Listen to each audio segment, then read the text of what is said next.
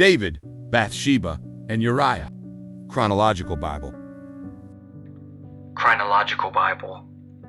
David, Bathsheba, and Uriah. 2 Samuel chapter 11. Holy Spirit, please guide me.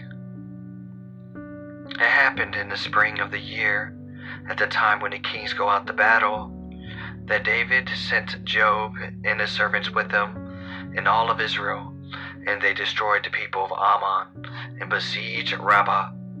But David remained at Jerusalem. And then it happened one evening that David arose from his bed and walked on the roof of the king's house. And from the roof he saw a woman bathing, and the woman was very beautiful to behold. So David sent and inquired about it, and someone said, "Is this not Bathsheba, the daughter of Eliam, the wife of Uriah the Hittite?" Then David sent messengers and took her, and she came to him, and he lied with her, for she was cleansed from her impurity. And she returned to her house, and the woman conceived, and so she sent and told David and said, "I am with child." Then David sent to Joab, saying, "Send me Uriah the Hittite." And Joab sent Uriah to David. When Uriah had come to him, and David asked how Joab was doing, how the people were doing, and how the war prospered. And David said to Uriah, "Go down to your house, wash your feet." So Uriah departed from the king's house, and a gift of food from the king followed him.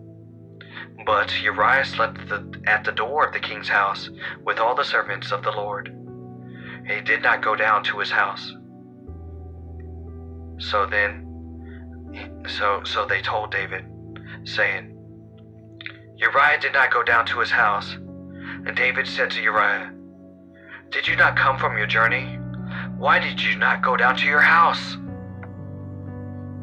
And Uriah said to David, "The ark and Israel and Judah are dwelling in tents, and my lord Joab and the servants of my lord are encamped in an open field. Do I then go to my house and eat and drink to lie with my wife? As you live, and as your soul lives, I will not do this thing." Then David said to Uriah, "Wait here today also and tomorrow, and I will let you depart." So Uriah remained in Jerusalem that day and the next. Now when David called him, he ate and drank before him, and he made him drunk. And at the evening he went out to lie on his bed with the servants of his lord. But he did not go down to his house. So in the morning it happened that David wrote a letter to Joab, and he sent it by hand to Uriah. And he wrote in a letter, saying, "Send Uriah in the forefront of the battle, of the hottest of battles, and retreat from him, that he may be struck down and die." So it was, while Joab besieged the city, and he assigned Uriah to a place where he knew there were violent men, and they would kill. Then the men of the city came out, and they fought with Joab, and some of the people of the servants of David fell, and Uriah the Hittite died also. Then Joab sent and told David all the things concerning the war, and charged the messenger, saying, "When you have finished telling the matters of the war to the king, and if it happens that the king's wrath arises, and he says to you, 'Why did you approach near the city when you fought? Did you not know that they would shoot from the wall? Who struck Abimelech, the son of Jerubbesheth? Was it not a woman who cast a piece of stone on him from the wall, and so that he died in Thebez? Why did you go near the wall?' Then you shall say, Your servant Uriah the Hittite is dead also." So the messenger went out, and he came and told David all that Joab had sent him by hand.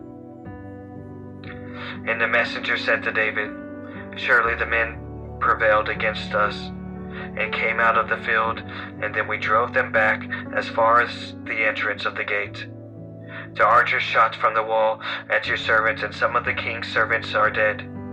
Your servant Uriah the Hittite is dead also." Then David said to the messenger, "Thus you shall say to Joab, Do not let this thing displease you, for the sword devours one as well as the other.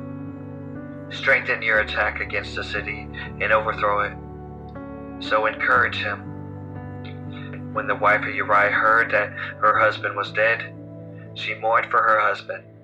And when her mourning was over, David sent for her to her house, and she became his wife and bore him a son.